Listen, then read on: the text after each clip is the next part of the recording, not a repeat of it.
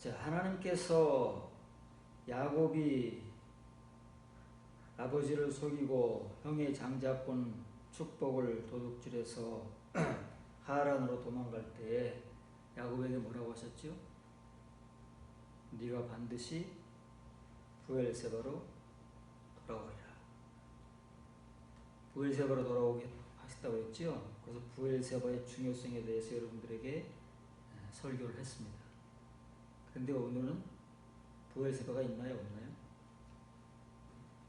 브엘세바가 없습니다.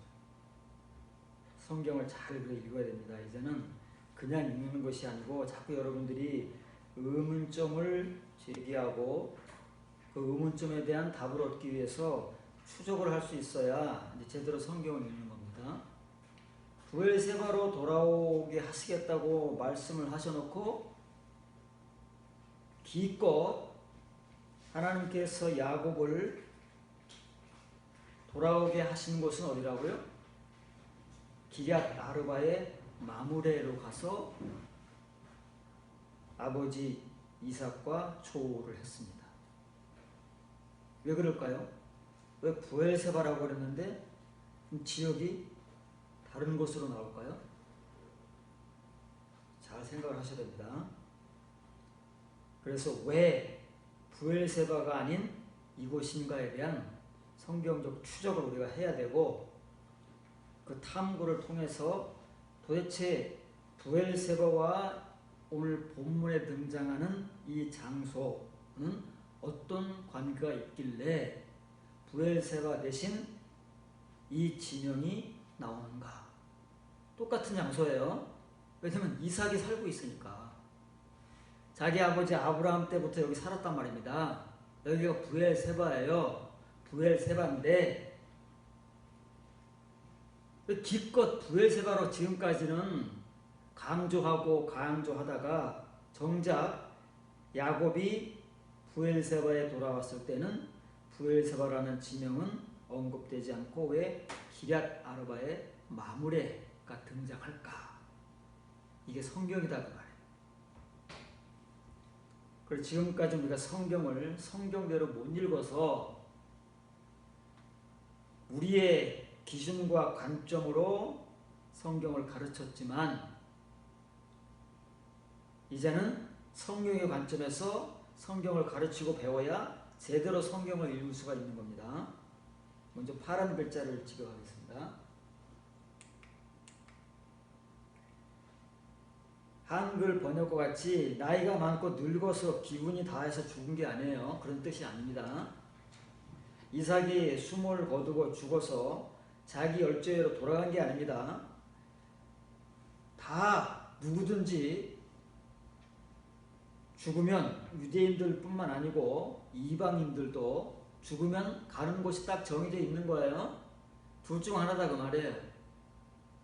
그러면 에녹, 노아, 아브라함, 이삭 이런 사람들은 어디로 가겠습니까?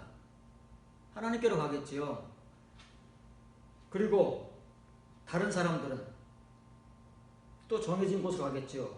근데 본문은 육신을 얘기하는 거니까 이미 사람이 죽으면 다 하나님 앞에로 모아지게 되어 있습니다. 모이게 되는 거예요. 그걸 다른 데 갈 수가 없어요. 그 뜻인데 한글 번역은 자기 마음대로 의역을 해서 돌아갔다는 말을 쓰고 있는데 우리는 그것을 당연한 것으로 알고 읽고 원하고 있었던 것이죠. 모아졌으니 날이 충분했다 그 말이에요. 중요한 말입니다.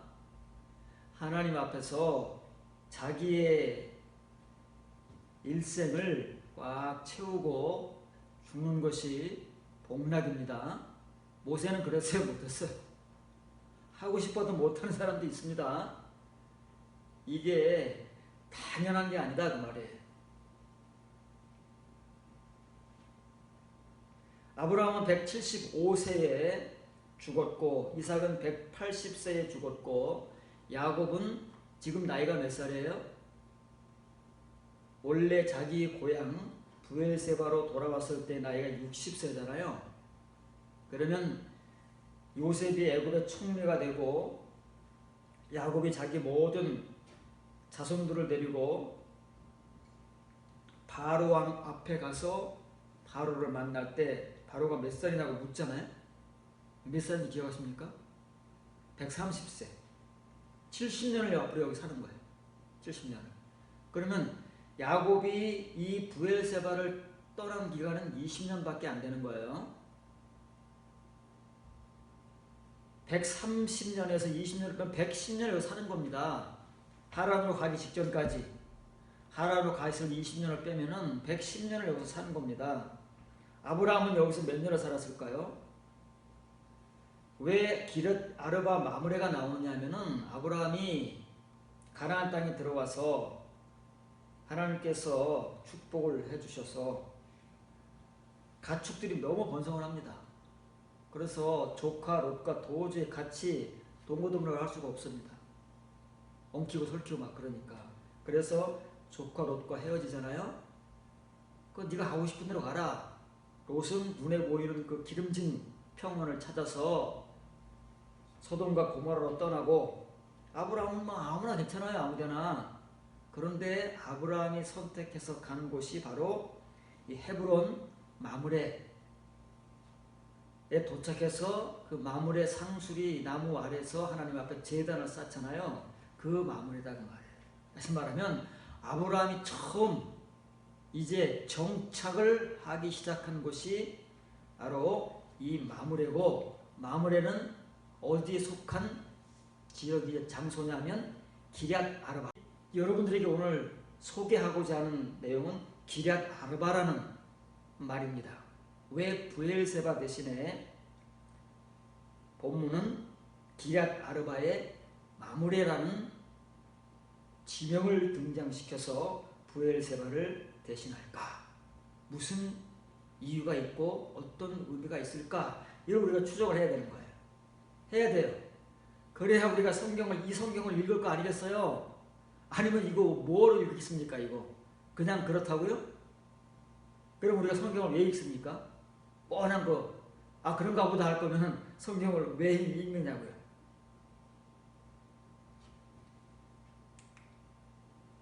이 키리아트라는 말은 도시라는 말입니다. 오늘날 하면 도시. 그리고 여기 아르바에 관사가 붙었어요. 그 아르바의 도시예요. 아르바는 사람 이름입니다. 기럇 아르바가 아니에요.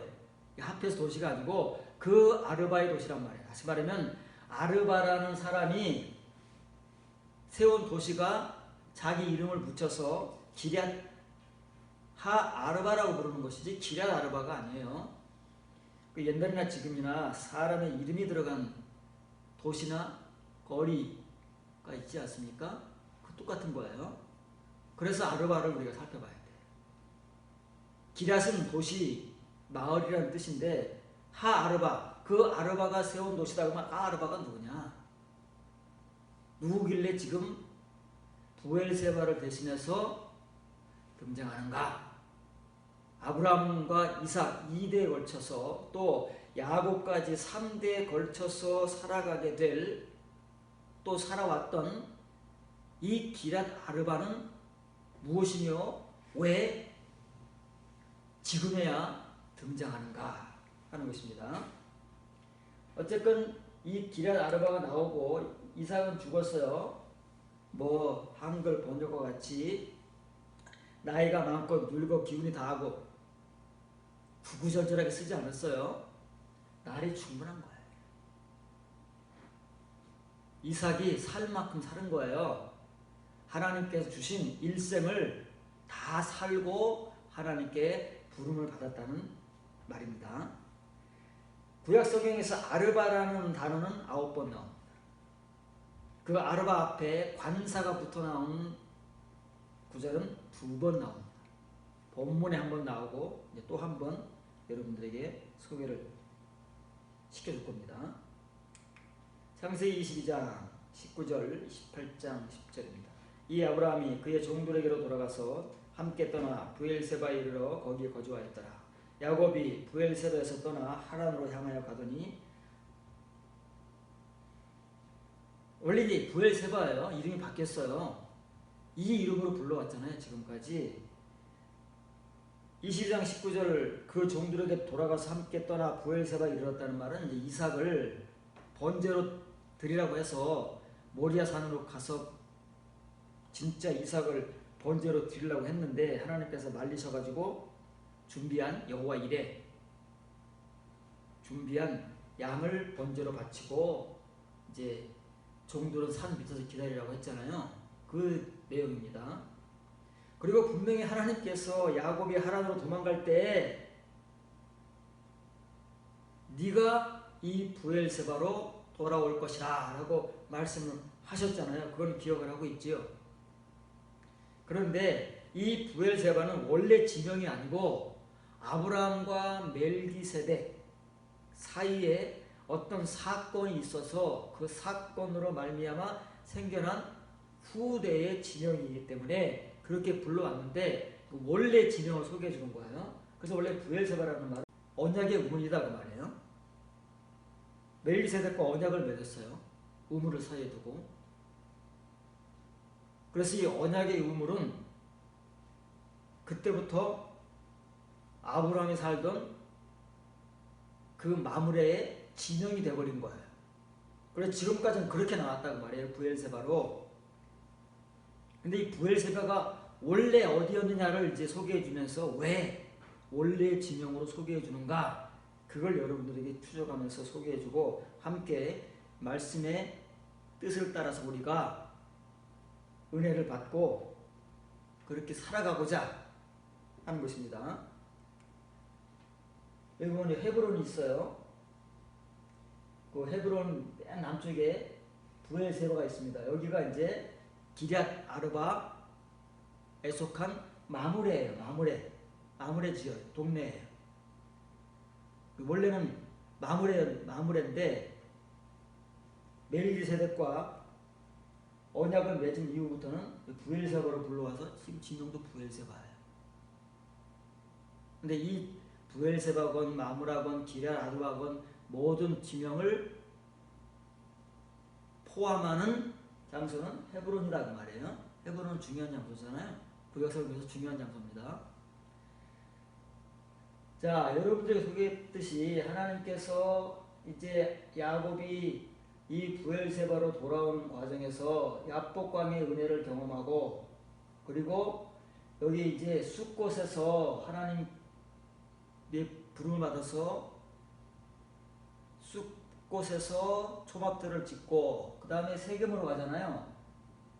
세겜에 가서 이제 외동딸 니느웨가 겁탈을 당하고 그 세겜에서 어떤 사건이 일어난다 그 말이에요. 근데 왜 야곱이 숫곳을 거쳐 세겜을 거쳐가요? 하나님께서 베델로 올라오라 그러잖아요. 베델로 올라오라 그래가지고 자기들 가족들이 가지고 있던 모든 우상을 정리하고 정결케 하고 옷도 갈아입고 숫곳으로 세겜에 왔어요. 여러분들이 소개해줬지만 베델은 밑에 있어요. 그런데 하나님께서는 뭐 지명을 높은 곳 낮은 곳도 모르셔가지고 세겜이 높은 곳인데 베델로 올라오라 그러셨겠습니까? 우리가 봐도 분명히 베델은 저지되고 세겜은 고지된데 베델로 내려와라 그래야지 왜 베델로 올라오라 그러시겠느냐 설명했지요. 호세아서에 그 의미가 나온다 그 말이에요. 지명적으로는 위치상으로는 분명히 저지대인 것이 사실이지만 베델은 지명 때문에 중요한 것이 아니잖아요. 의미 때문에 중요한 것이지. 그래서 사람들이 어디에 있건 세겜에 있건 숫곳에 있건 아니면 더 높은 곳에 있건 상관없이 하나님께서 베델로 부르실 때는 그 지역으로 부르시는 게 아니에요. 하나님께서 베델에서 주시고자 하시는 은혜를 주시기 위해서 베델로 부르시는 거기 때문에 베델은 낮은 데 있든 높은 데 있든 올라가는 겁니다. 성경의 의미를 알아야 되는 거예요. 글자로 읽어서 아무런 우리가 의미를 그 중요한 내용을 파악을 못해왔던 거지. 창세기 23장 1절에 이릅니다. 사라가 127세를 살았으니 이것이 곧 사라가 누린 횟수라. 사라가 가나안 땅 헤브론 곧 기럇 아르바에서 죽음에 아브라함이 들어가서 사라를 위하여 슬퍼하며 애통하니라. 127세. 아브라함보다 48년을 먼저 죽었네요. 그래서 아브라함은 나중에 후처를 얻잖아요. 아브라함 대단해요. 사라보다 10살이 많으니까 아브라함은 이때 137세인데 후처를 얻어요. 힘이 남아 도는 모양이지. 그 자식을 순풍순풍 몇 명 납니까? 7 올랐잖아요. 대단해요. 그런데 이삭 하나를 못 낳은 거예요. 마음만 먹으면 이렇게 그 늙은 나이에도 아들 7을 순풍순풍 낳을 씨를 줄 수 있는 아브라함인데 하나님께서 막아버리시니까 100살 때까지 아들 하나는 못 낳는다 그 말이에요. 이게 성경인 거예요. 자, 이제부터 기럇 아르바를 여러분들에게 소개하겠습니다. 여호수아 14장 15절입니다. 헤브론의 옛 이름은 기럇 아르바라. 아르바는 아낙 사람 가운데서 가장 큰 사람이었더라. 그리고 그 땅에 전쟁이 그쳤다. 기럇 아르바, 그러니까 원래 이름이에요. 왜냐하면 아르바라는 사람이 이 도시를 건설하고 자기 이름을 따서 기럇 하 아르바라고 진 거예요.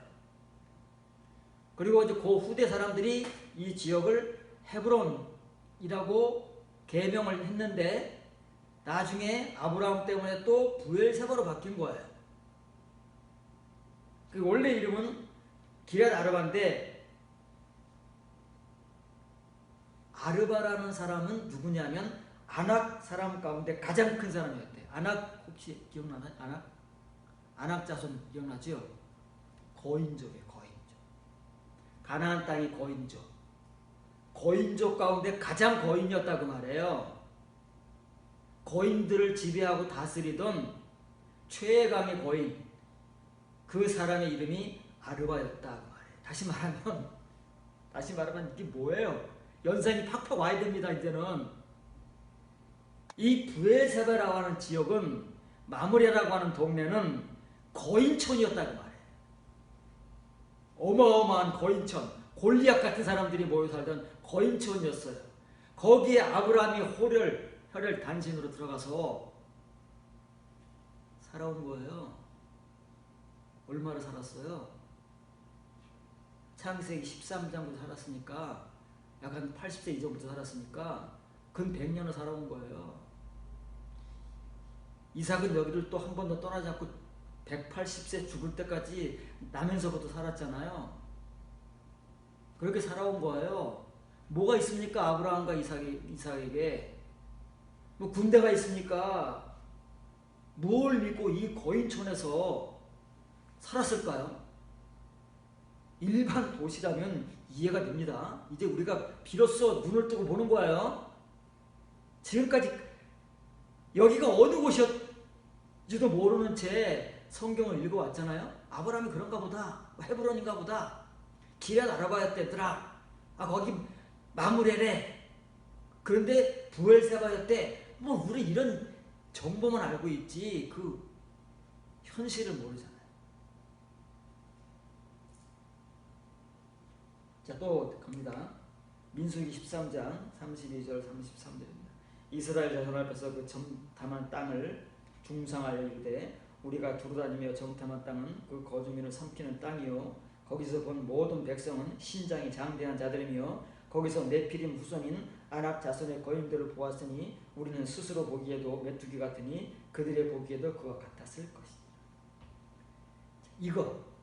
이 보고 12 정탐꾼들이 가나안 땅을 40일간 정탐한 이후에 모세와 유대인들에게 이 보고를 할 때 10명의 정탐꾼은 이렇게 보고한 것이고 여호수아와 갈렙만 다르게 보고했는데 대세에 밀린 거예요. 다수에 밀린 거다 그 말이에요. 그런데 그 사람들도 알아요.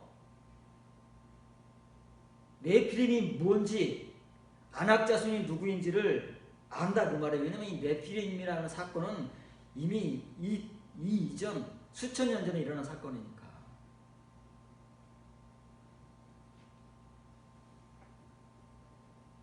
그래서 안악 자손은 거인들이다 그 말이에요. 거인들이에요. 하나씩 하나씩 여러분들에게 이제 점진적으로 이 아르바에 대한 소개를 해주는 거예요. 추적을 해서. 그러면 여러분이 점점 이해도가 넓어져 가야 되는 거에 비례해서 여러분도 감이 오고 뭔가가 느껴져 오고 아 지금 무엇을 향해 나가는 거구나 하고 여러분들이 이제 함께 감을 가지고 나가야 설교를 듣는 것이지 그냥 내가 해주는 말만 멀뚱멀뚱 듣고 있으면 아무런 유익이 없는 거예요. 과거같이. 여러분들 스스로가 이제는 뭔가를 막 속에서 믹스를 하고 여러분들의 것으로 막 느끼고 여러분들 스스로가 이 말씀을 확장해 갈 수 있는 그러한 지점에 와 있어야 된다 그 말이에요. 파란 글자를 지적합니다. 거기서 우리가 그 네피림입니다. 이거 관사가 붙어야 돼요. 관사가 붙어야 돼요. 왜냐면 아르바도 관사가 붙어야 되고 이 네피림도 관사가 붙어야 본문에서 증거하고자 하는 분명하고 정확한 내용이 전달되는 것이지 관사가 빼버리면 어떤 아르바인지 이 네피림이 언제 어떤 네피림을 말하는지 잘 모릅니다. 곧 그 네피림으로 말미암은 아낙 자손들을 보았다.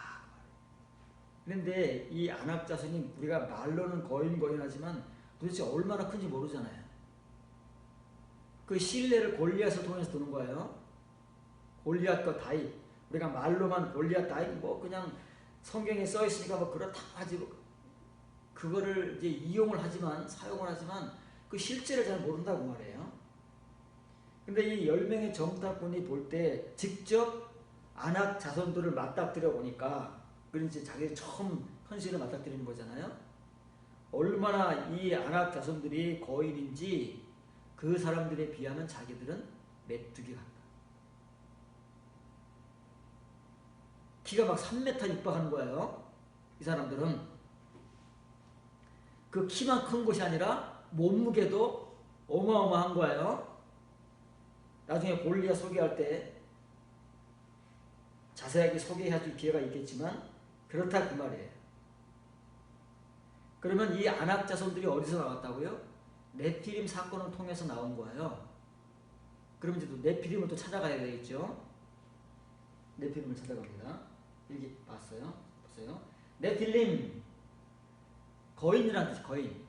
임이니까 복수잖아요. 그 거인들이에요. 그 거인들을 보았다. 아낙 자손은 네피림들이에요. 전부 다. 그 거인들이 나중에 소수가 아니라 한 족속을 이루고 있다고 말해요. 헤브론이라는 족속을 이루고 있는 그 네피림들로부터 나온 아낙 자손들을 봤다. 그래서 영어 성경에 번역하기를 관사가 붙었기 때문에 The Giant 이 번역하는 거예요. 그러면 이 뜻이 그거니까. 근데 우리 그냥 네피림 그러면 네피림이 뭔 줄 압니까? 이렇게 설명을 해주면 아 네피림이 지금 뭐 뜻은 다 알지요. 거인이라고 이제 뭐 아는 사람들은 알 거예요. 그럼 거인이 뭐 어쨌다고요?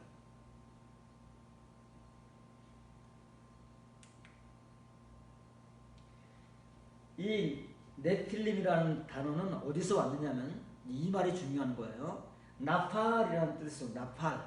나팔이라는 말은 굴복하다, 굴복시키다 그 말이에요. 뜻이 이상하지 않습니까? 거인들인데 거인들이 누구에게 굴복할까요? 누구에게 자신을 굴복시킬까요?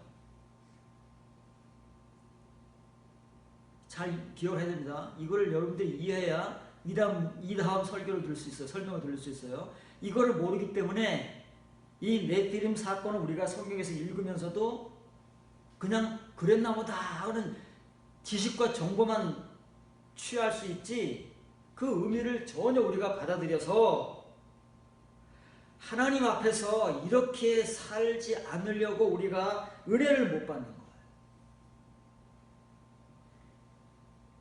네필림은 굴복한 자들입니다. 자기들을 굴복시킨 자들이에요. 그럼 뭐에 굴복하고 뭐에 굴복을 시켰을까? 고인들이 뭐가 부족하고 뭐가 아쉬워서 굴복을 자기들 앞에 시키면 시켰지 이 사람들이 굴복할 일이 없을 거 아니겠습니까? 그렇게 느껴지잖아요. 사람의 생각으로는. 그러나 이 사람들은 원래부터 자신을 굴복시킨 사람들이라니까. 이 의미를 알아야 창세기 6장을 우리가 이해할 수 있는 거예요. 이걸 모르니까 여기 하나님의 아들들이 천사냐 아니냐 이거 가지고 싸우고. 창세기 6장 2절 4절입니다. 그 하나님의 아들들이 사람의 딸들의 아름다움을 보고 자기들이 좋아하는 모든 여자를 아내로 삼는지라. 여호와께서 이르시되 나의 영이 영원히 사람과 함께 있지 아니하리니 이는 그들이 육신이 됨이라. 당시의 땅에는 그 네피림이 있었고 그들은 용사라. 고대부터 그 명성이 있는 사람들이었더라.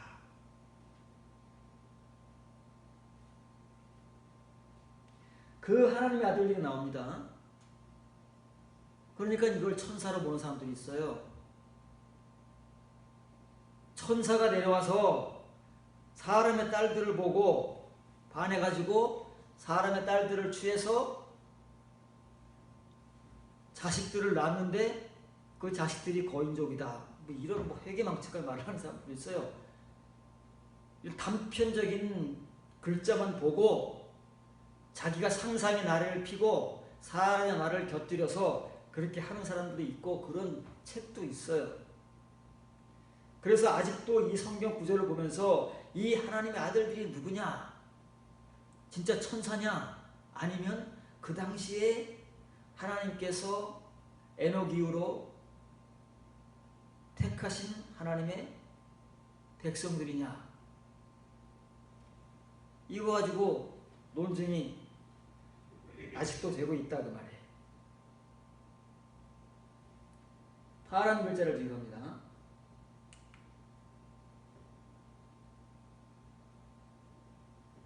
여기 파란 이게 빠졌어요. 그들이 범죄함으로. 범죄가 뭐라고요? 표적을 빗나가는 거예요. 하나님께서 가라고 하시는 그 길을 가지 않고 곁길로 빠지는 겁니다. 한글 성경에 이런 표현이 있어요. 좌로나 우로나 치우치지 아니하고. 이게 무슨 말인지 아십니까? 좌로나 우로나 치우치지 아니하고. 무슨 의미겠어요? 빗나가지 않았다고 말해요. 그 길을 하나님께서 가라고 허락하신 그 길을 명하신 그 길에서 왼편으로도 오른편으로도 빗나가지 않고 똑바로 그 길을 갔다는 말입니다. 그것이 창세기부터 요한계시록까지 하나님의 성도들이 가는 길이고 그들의 삶이에요. 거기서 벗어나면 뭐예요? 이 범죄. 그들의 범죄로 말미암아 내 영이 영원히 사람 가운데서 다스리지 아니하리라. 함께 있지 않는 게 아니에요. 이건 디인이라는 말인데, 디인이라는 말은 재판하고 다스리는 겁니다. 하나님 재판장이 되신다는 거예요. 그러면 하나님께서 하나님의 백성들의 재판장이 되시고 하나님의 백성들을 다스리시는, 이제 아브라함 이후 약속을 통해서 모세부터 하나님의 신정 국가가 탄생하잖아요. 그걸 말하는 겁니다. 그런데 이 하나님의 백성들이 사람의 딸, 누구의 후손이에요? 카인의 후손.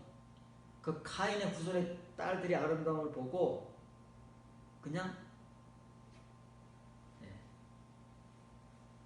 혼합을 한 거야. 혼합을.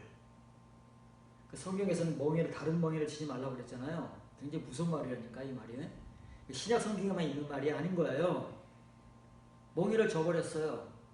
다른 멍에를 저버리면 자기가 지겠다고 가서 멍에를 매보니까 그 멍에가 매집니까? 안 매집니까?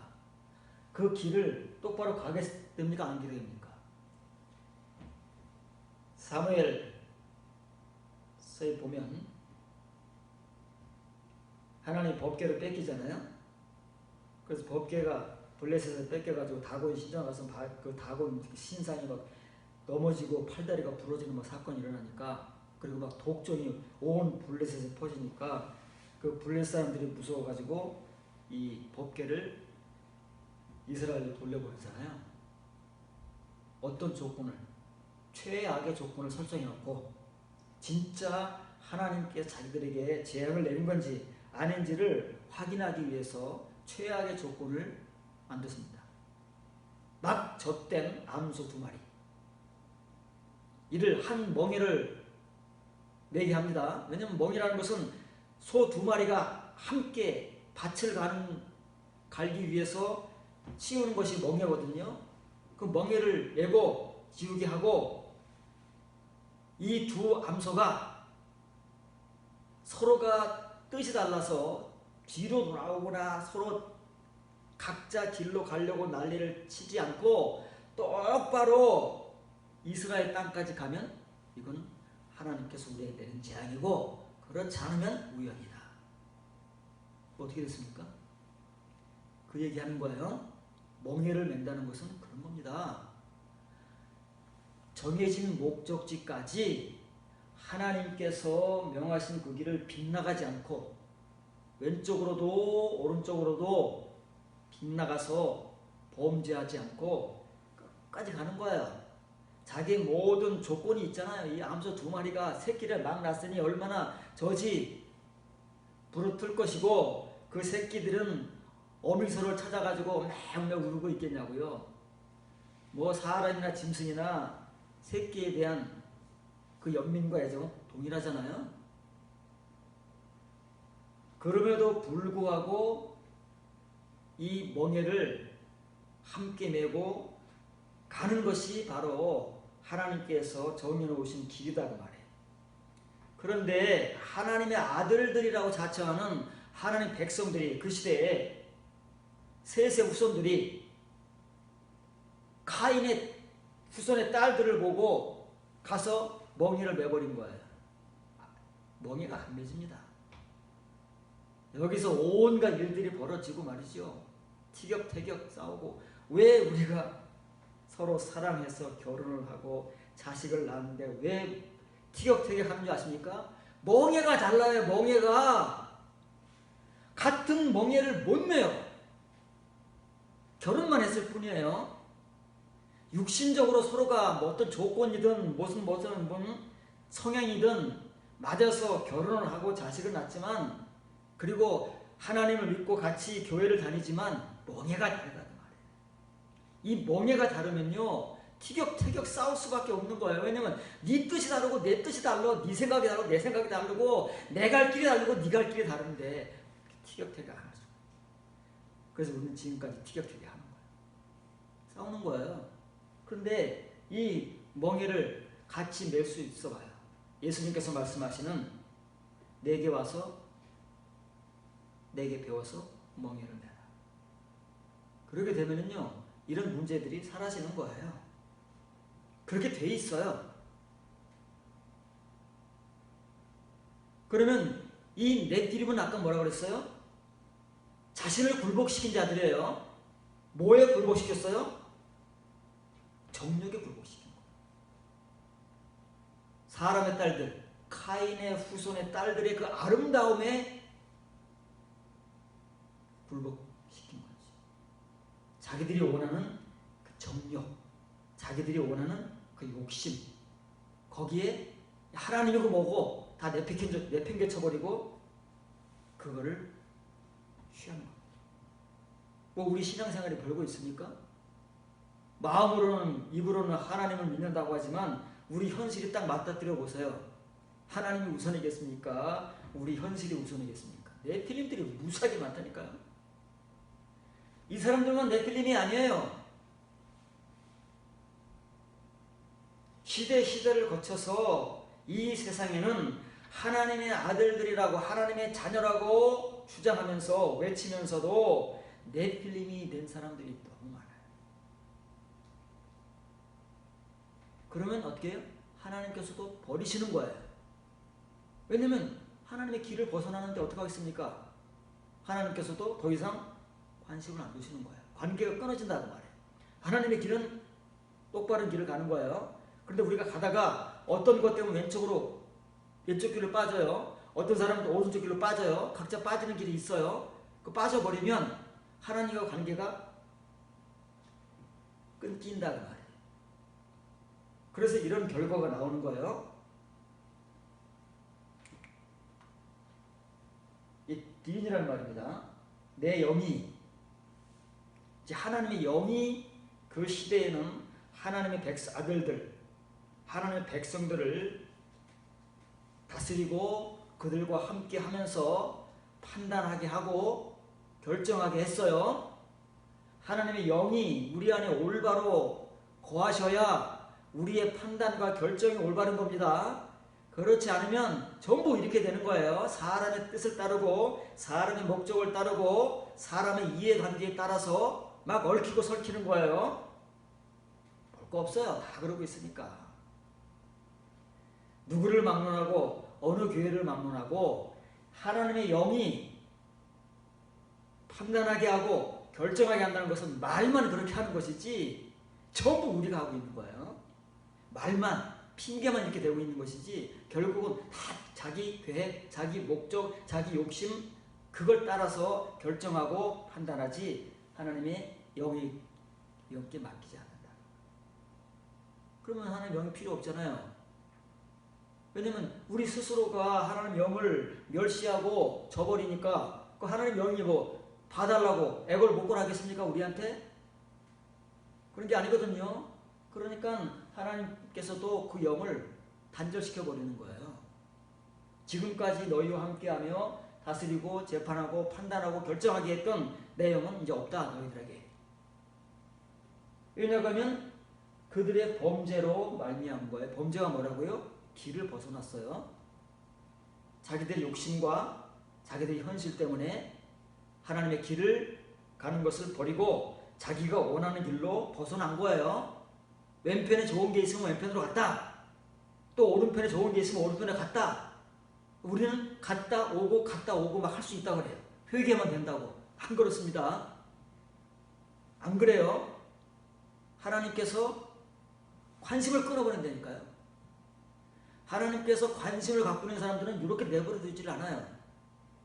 두들겨 패서라도 하나님의 길을 제대로 가게 하시지 우리같이 그런 멜랑꼴리한 말을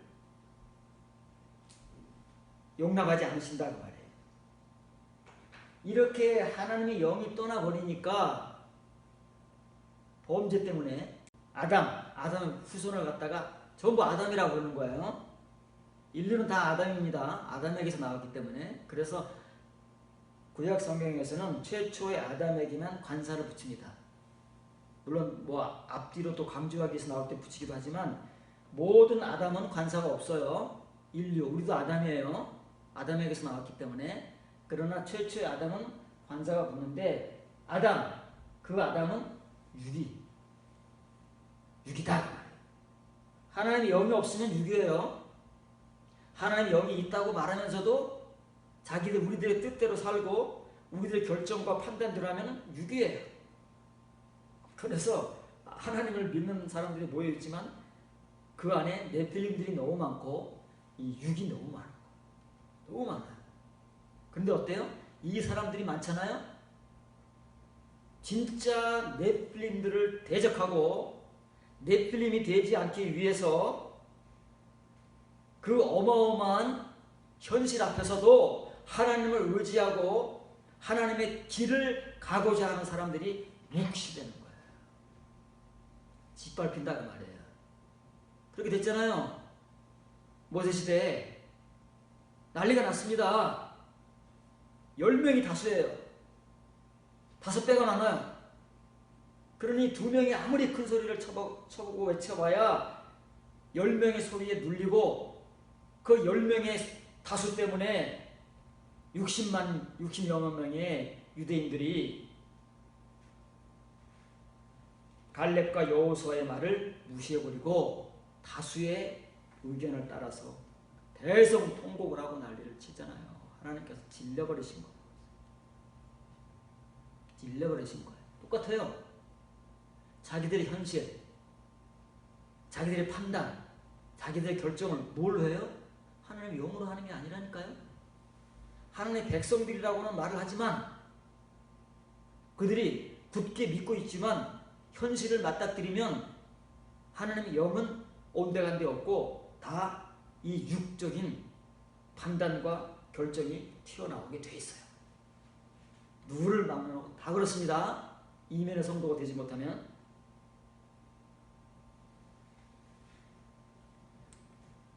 그래서 지나갔는데 이 스트라이브 아닙니다. 영어 성경이 스트라이브로 번역을 했어요. 이 스트라이브라는 말은 이것은 애쓰고 노력하는 거예요. 하나님이 뭐 애쓰고 노력하시겠어요? 하나님께서 관심 있고 사랑하는 사람들을 위해서는 애쓰고 노력하시는 것이지 관심도 없고 영을 걷어버리시면 아무것도 아니에요. 그래서 이것은 저죄 재판하는 거, 재판. 하나님 재판장이 되는 것을 포기해버리신 거예요. 니들 마음대로 해.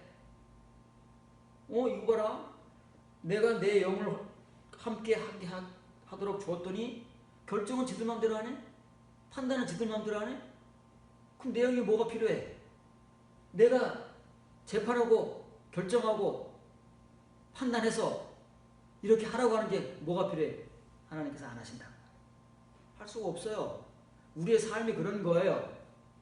여러분들이 지금까지 살아온 인생 속에서 과연 여러분들의 인생의 목적과 판단과 가치를 얼만큼 하나님께 맡겨보고 얼만큼 하나님께서 원하시는 길을 가기 위해서 여러분들의 것을 포기해보십니다. 우리는 그런 존재가 아니에요. 그러지도 못할 뿐더러 그런 적이 없어요.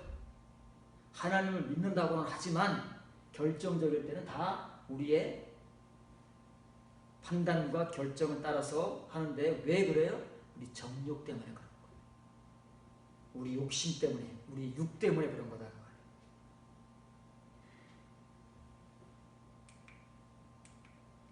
여호수아 15장 13절입니다. 여호와께서 여호수아에게 명령하신 대로 여호수아가 기럇 아르바 곧 헤브론을 유다 자손 중에서 분깃으로 여분의 아들 갈렙에게 주었으니 아르바는 아낙의 아버지였다.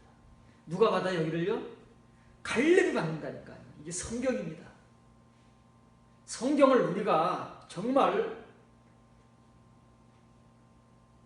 불국하던 눈으로 보지 못하면 성경은 그냥 글자에 불과한 거예요. 지금까지 그랬듯이. 그러면 다시 말하면 뭐 갈렙이 이 헤브론 기럇 아르바를 제비 뽑아서 분깃으로 받으면 저절로 갈렙게 됩니까? 갈렙이 이 땅을 정말 자기의 소유로 차지하려면 어떻게 돼요? 전쟁에서 뺏어야 되는 거예요. 저절로 주어지는 게 아니에요. 그래서 이 갈렙은 가나안 땅에 들어와서 자기가 제일 먼저 나가서 이 아낙 자손들과 싸워서 땅을 점령하겠다고 뛰쳐나가는 거예요. 다른 사람 다 무서워서 그걸 떨고 있습니다.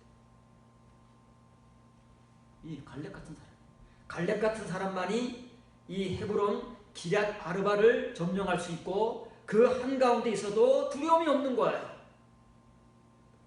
그래서 갈렙이 보고했잖아요. 현실은 맞다. 아낙 자손들은 고인적이다. 우리는 그들에 비하면 메뚜기가 맞다. 그러나 하나님께서 그들을 우리에게 주셨다. 하나님을 믿자. 못 믿습니다. 믿자고 해도 믿음이 없으면 못 믿습니다. 무섭고 두려워서 거기에 한 하루도 함께 있을 수가 없습니다. 그런데 갈렙은 했잖아요. 갈렙이 왜 했겠습니까? 갈렙의 믿음은 거슬러 올라가면 요셉의 믿음이고 야곱의 믿음이고 이삭의 믿음이고 아브라함의 믿음인 거예요. 그의 조상들인 믿음의 조상인 아브라함과 이삭과 야곱이 자기보다 먼저 이 헤브론에서 군대도 없이 그 가족이 이 거인촌에 둥지를 틀고 사는 거예요. 우리 같으면 할 수 있겠습니까? 당장 야방에 짐서 도망가죠. 무서워서. 아니 언제 어떻게 될지 알겠습니까? 믿음이 없이는 못하는 거예요. 아브라함과 이삭과 야곱은 자기 가족밖에 없었잖아요. 종은 좀 있었을지 모르겠지만 그거 가지고 턱이나 되겠습니까? 거인촌인데 그 거인들이 맘만 먹으면 무슨 짓을 하겠습니까? 그럼에도 불구하고 수백 년을 이곳을 떠나지 않고 이것을 정착지로 삼아서 3대에 걸쳐서 아브라함과 이삭과 야곱이 이 헤브론 그 거인촌에서의 정착지를 떠나지 않고 하나님을 의지하면서 그 믿음을 가지고 여기서 살아오는 거예요. 그래서 분명히 브엘세바로 돌아오게 하시겠다고 말씀하셔놓고 정작 야곱이 돌아왔을 때는 기럇 아르바 마므레가 튀어나오는 거예요. 그걸 추적하라 그 말이에요. 이거 추적해야 브엘세바를 이해할 수 있고 아브라함, 이삭, 야곱으로 끝나는 것이 아니라 이게 어디까지 가는지 봐라. 이 성경이다 그 말이에요. 우리가 눈에 감겼을 때는 몰라요. 뭔지를 몰라서 추적을 하고 싶어도 추적을 못해요. 할 수가 없어요. 그냥 우리가 이해할 수 있는 그 수준의 한계 속에서 그냥 나름의 지식을 가지고 설교를 한다고 하는 것이지 할 수가 없습니다. 그러나 우리의 눈이 띄어지고 이제 성경을 추적할 수 있는 역량이 됐을 때는 이게 추적이 되는 거예요. 추적이 돼서 그 이유를 우리가 따지고 들어가고 그 내용을 찾아서 결론을 지을 수 있는 것이지. 우리는 지금 이 세상이라는 거대한 아낙 자손 헤브론 기럇 아르바의 도시인 마므레에 살고 있습니다. 그러나 우리 중에 갈렙 같은 사람만이 이 거대한 세상 속에서 하나님의 믿음을 지키고 그 가운데서 좌로나 우로나 빗나가지 않고 그 길을 정도로 가고 있는 것이지 너무 많은 사람들이 넷필림으로 전락해서 하나님의 영이 떠났음에도 불구하고 하나님의 영 타령을 하고 하나님 타령을 하고 예수님 타령을 하면서